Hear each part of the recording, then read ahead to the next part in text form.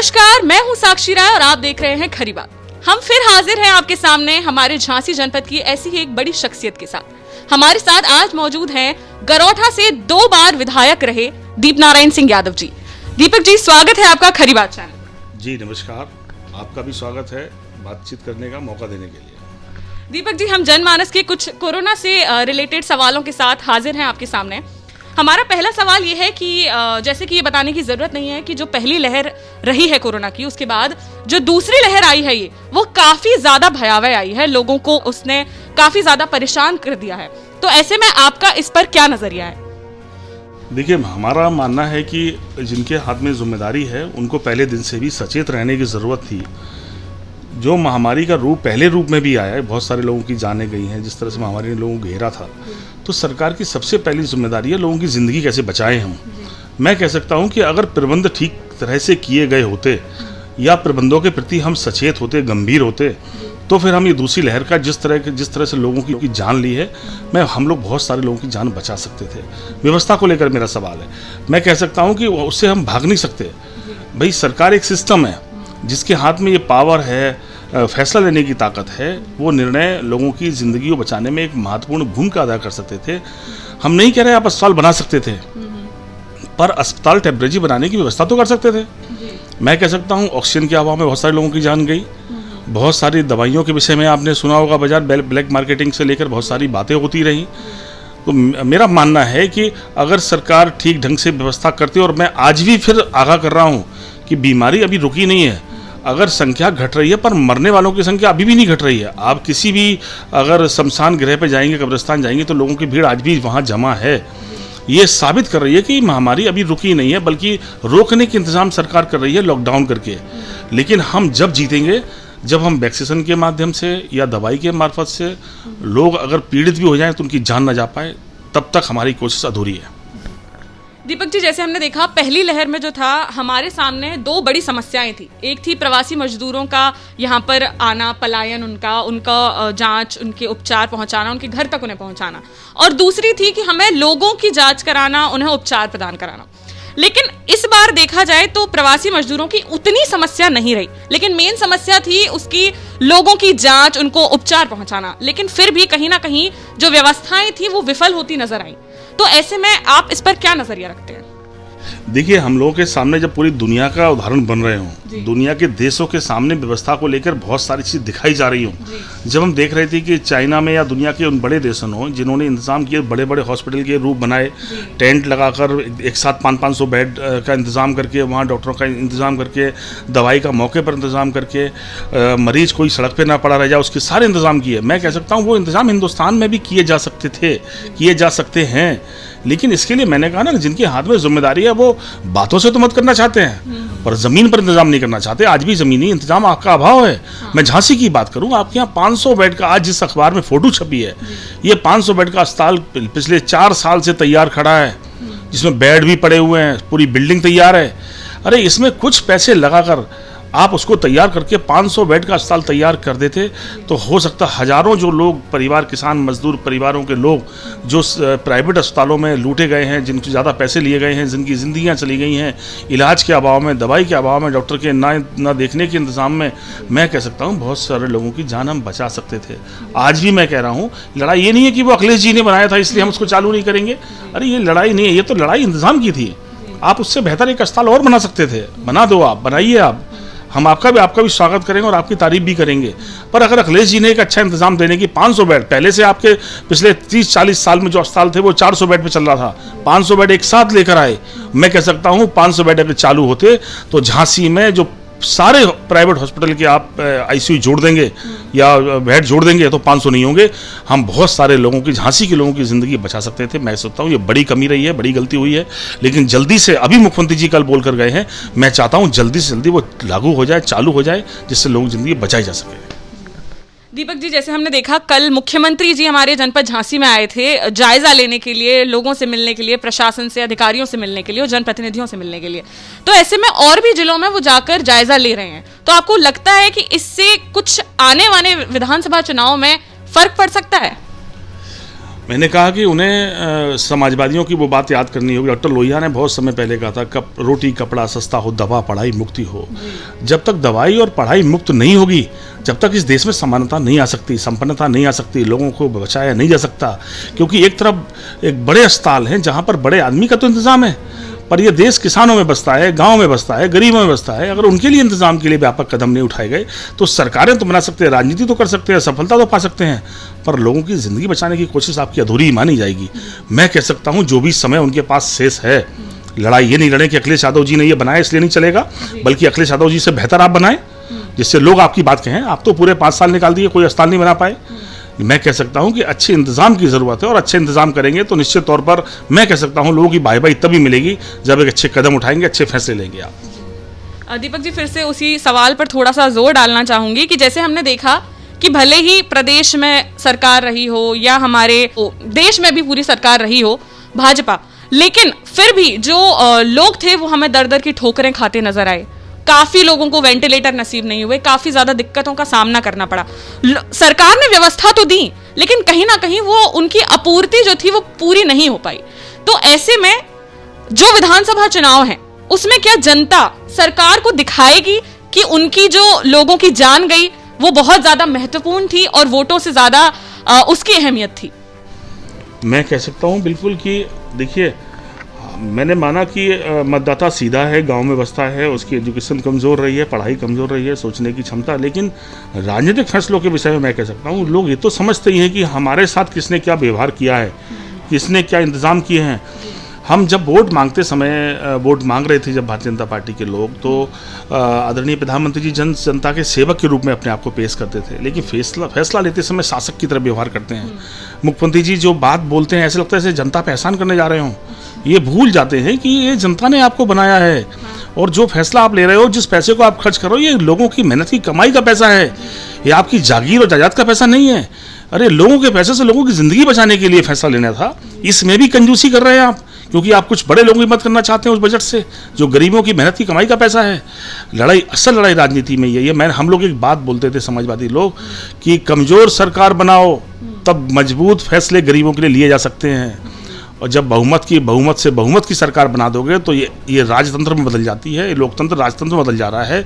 मुख्यमंत्री जो भी कहना चाहते हैं या मंत्रिमंडल कोई फैसला लेता है तो वो जनता पे एहसान सा दिखाए जाने की कोशिश हो रही है, बल्कि ये भूल जा रहे हैं कि जिस फैसला जो ले रहे हो, जो जिस पैसे के बल पर ले रहे हो, ये उन गरीबों का उनका ही पैसा है, उनके ही पैसे से उन पर मेहरबानी दिखाने वाले लोग ज़्यादा राजनीति में जिंदा नहीं रह पाए हैं, ना आगे रहेंगे लोग।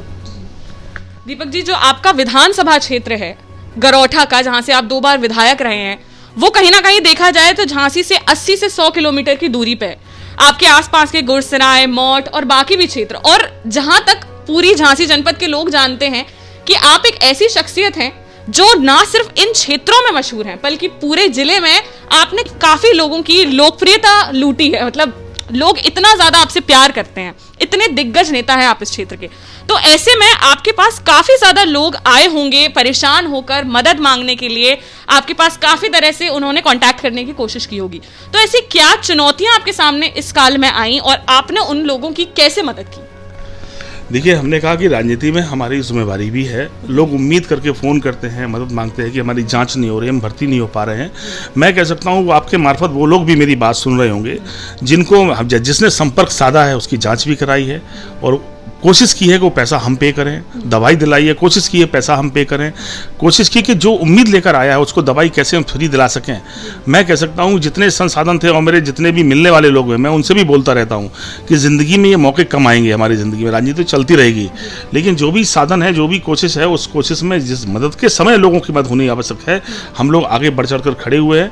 मैं ये बात दोहरा कर नहीं कहना चाहता, पर हमने जो भी साधन बने हैं मैंने मदद की है लोगों की, और दिन रात मेरे दरवाजे इस बात के लिए खुले हैं कि कोई परेशानी हो आप फ़ोन लगाइए, आपको ज़रूरत हो दवाई की, तुम्हारा भाई जिंदा है, जब तक हम जिंदा हैं कोशिश करेंगे दवाई आपको मिले, बिना पैसे के मिले, पैसा हम पे करेंगे, आपकी जान बचाने की कोशिश करेंगे।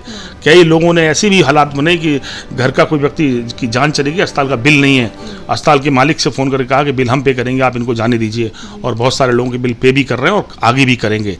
तो हमने कहा ये तो हमारी अपनी व्यक्ति की परीक्षा है, जो भी संसाधन भगवान ने दिए हैं अपने पास हैं, उसका कैसे हम लोगों के लिए उपयोग कर सकते हैं। जहाँ तक राजनीति का सवाल है तो मैं कह सकता हूँ कि अभी राजनीति करने का विषय नहीं है। आओ हम सब मिलकर बैठ के इंतजाम करें, दल की लड़ाई को रखें एक तरफ, हम तो सत्ता पक्ष के लोग, विपक्ष के लोग, बसपा कांग्रेस जो भी लोग हैं, आओ मिलकर बैठें, हम लोग एक बजट क्रिएट करें, अपने अपने संसाधनों से एक बजट बनाएं कि कोई भी गरीब आदमी, हम लोगों से हेल्प नंबर, इससे सरकार ने अपना हेल्प नंबर दिया है, वहाँ तो सुनने वाला लोग किस बिहेवियर से बात करते हैं देखोगे आप, कैसे रूखापन के जवाब देते हैं। जब तक अधिकारियों का दबाव है थोड़ा सा तो काम करते हैं, उसके बाद उनका रूखापन है।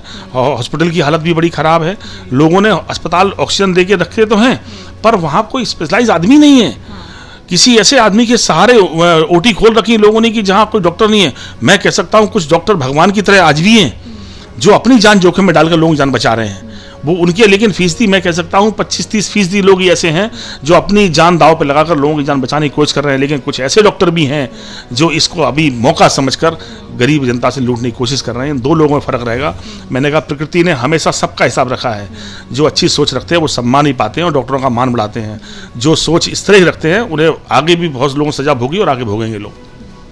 विधायक जी, खरी बात के माध्यम से आप जो हमारी मीडिया है, अधिकारी हैं, जनप्रतिनिधि हैं और आम जनता है, इनसे कोरोना महामारी से लेकर, क्योंकि अभी हम देख रहे हैं कि वो पूरी तरह खत्म नहीं हुई है, तो आप लोगों से क्या अपील करना चाहते हैं? मैं सभी साथियों से की अपील करूंगा। बहुत सारे उदाहरण हमारे सामने हैं, परिवार के परिवार चले गए हैं घरों के। मैं चाहता हूँ ये देश पर हमला है बीमारी का। आओ हम सब मिलकर इकट्ठे हों, बात करें, चर्चा करें और कैसे इस काल में लोगों की मदद कर सकते हैं। हम सरकार के हवाले नहीं छोड़ दिए। सरकार की अपनी जिम्मेदारियाँ वो निभाएं ना निभाएं, या वो निभाने की जिम्मेदारी वो निभाएं, अपनी कोशिश करें, पर हम सब लोग मिलकर आगे बढ़कर आएँ। आओ हम सब लोग बैठें मिलकर, कैसे जैसे अभी हम झांसी के बाहर सोचें कि ये जिला सिर्फ झांसी में, क्योंकि 100 किलोमीटर दूर फैला हुआ है। मोट में आप देखिए जो सेंटर है वहाँ पर कोई इंतजाम नहीं है। अगर गुरुसराय गरोठा की बात करें, बहुत इंटीरियर तक मरीज को लाते हैं, लोगों की जान चली जाती है, लोगों की जान खतरे में जाती है। उन सेंटरों पर व्यापक इंतजाम हो।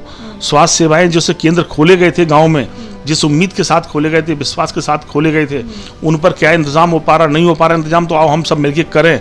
अगर कोई भी इस तरह का स्वयंसेवी संगठन से लेकर कोई आगे आएगा, हम लोग बढ़ चढ़ कर उसका साथ देंगे, कोशिश करेंगे उसके सहभागी बने और लोगों की कैसे जान बचा सकते हैं। इस समय लोगों को ज़रूरत है। मैं सोचता हूँ हमारा सब कुछ निछावर है उनके लिए। दीपक जी, महामारी के वक्त पर खरी बात जो चैनल है वो तभी उभरा है और हमने काफ़ी ज़्यादा लोगों की वेंटिलेटर, बेड्स, प्लाज्मा, इन सब में भी अभी मदद की। हमने वीडियोस डालना बंद कर दिया था इसीलिए, ताकि हम लोगों को ये मदद पहुंचा पाए। काफ़ी ज़्यादा ग्रुप्स हैं जिनके एसोसिएशन में रह के हमने ये मदद पहुंचाने की कोशिश की है, तो इस पर आप क्या विचार रखते हैं? देखिए, मैं कह सकता हूँ आपकी कोशिश बहुत बेहतरीन है, बढ़िया है। छोटी उम्र में बड़ी जिम्मेदारी, बड़ी गंभीर बात आपने की। मुझे आपसे मिलकर खुशी हुई। मैं आपके फादर को जानता था, पर मैं देख रहा हूँ कि बेटी फादर से आगे निकल रही है। अच्छे सवाल आपने किए, अच्छी चिंता आपके दिमाग में है, अच्छी चीज़ें आपके दिमाग में है। मैं सोचता हूँ एक दिन आप बड़ी पत्रकार बनो, आपका चैनल आगे बढ़े और मैं कह सकता हूँ चैनल लोगों की जान बचाने में सहायक सिद्ध हो। ये कोशिश आपकी कामयाब हो। मैं हमेशा आपके साथ खड़ा हूँ। हम भी धन्यवाद करते हैं गरोठा से 2 बार विधायक रहे दीप नारायण सिंह यादव जी का, जिन्होंने अभी एक जनप्रतिनिधि ना होते हुए भी लोगों के सामने एक मसीहा बनकर उभरे हैं और कोरोना के काल में लोगों की इतनी ज्यादा मदद की है और हमेशा उनके लिए उपलब्ध रहे हैं। बहुत बहुत धन्यवाद करना चाहेंगे हम आपका। उम्मीद है कि आगे भी आप ऐसे ही काम करते रहेंगे। हमारे चैनल खरी बात द्वारा कोरोना महामारी विषय पर शुरू की गई जिम्मेदारों से आमने सामने साक्षात्कार की श्रृंखला में आज हमारे सामने थे बुंदेलखंड के युवाओं में बेहद लोकप्रिय झांसी जिले की गरोठा विधानसभा से लगातार 2 बार विधायक रहे समाजवादी पार्टी के नेता दीप नारायण सिंह दीपक यादव, जिन्होंने कोरोना विषय पर हमारे प्रश्नों के जवाब दिए। दीपक यादव ने पूरी तरह से कोरोना महामारी की दूसरी लहर में झांसी में स्वास्थ्य सेवाओं में हुई बदइंतजामी, अव्यवस्था व मौतों के लिए उत्तर प्रदेश सरकार को जिम्मेवार ठहराया है। उनका कहना है कि झांसी के सभी अस्पतालों के बेड और सुविधाओं से अधिक व्यवस्थाओं वाले 500 बेड के अस्पताल का कार्य समाजवादी पार्टी की अखिलेश सरकार द्वारा शुरू किए जाने के बावजूद उस काम को पूरा न करना ही योगी सरकार की सबसे बड़ी भूल रही, जिसका खामियाजा झांसी व आसपास की जनता को असमय मौतों से व अपनी खून पसीने की कमाई को लुटाकर भुगतना पड़ा। उनका आरोप है कि सरकार गंभीर होती तो कोरोना के प्रकोप से काफी हद तक जनता को बचाया जा सकता था। जिले के दूर दराज क्षेत्रों में स्वास्थ्य सेवाएं नहीं होने से बड़ी संख्या में लोगों के उपचार के अभाव में मौतें हुई। उन्होंने कहा कि सरकार अस्थायी स्वास्थ्य सुविधाओं का इंतजाम करने की अपेक्षा सिर्फ बातें बनाकर और लॉकडाउन कर कोरोना से जनता को बचाना चाहती है, जो कि संभव नहीं है। पूर्व विधायक दीपक यादव ने भाजपा नेतृत्व पर वोट मांगते समय अपने को जनता का सेवक बताने और सरकार में बैठकर फैसला लेते वक्त शासक की भूमिका में रहने का आरोप लगाते हुए कहा कि भाजपा सरकार जनता के पैसे को जनता पर खर्च करने में ही अपना एहसान और मेहरबानी बताने का प्रयास कर रही है। ऐसे लोग राजनीति में ज्यादा समय तक जिंदा नहीं रहेंगे। बुंदेलखंड की जनता राजनीतिक फैसले लेने में पूरी तरह जागरूक है और सही समय पर निर्णय भी करेगी। पूर्व विधायक का कहना था कि उन्होंने अपने संसाधनों से जरूरतमंदों की हमेशा मदद की है और करेंगे भी। उन्होंने अन्य दलों के नेताओं, उद्योगपतियों, व्यापारियों, जनप्रतिनिधियों का आह्वान किया कि मिलकर एक फंड बनाएं और सरकार की व्यवस्थाओं के अलावा कोरोना मरीजों और जरूरतमंदों की मदद करें। तभी कोरोना महामारी के रूप में अचानक देश पर हुए इस हमले से बचा जा सकता है। फिर मिलते हैं आपके किसी स्थानीय शख्सियत के साथ कोरोना के विषय पर एक और साक्षात्कार लेकर। चैनल को सब्सक्राइब करना, शेयर करना और बेल आइकॉन को दबाना मत भूलिएगा। देखते रहिए खरी बात साक्षी राय के साथ।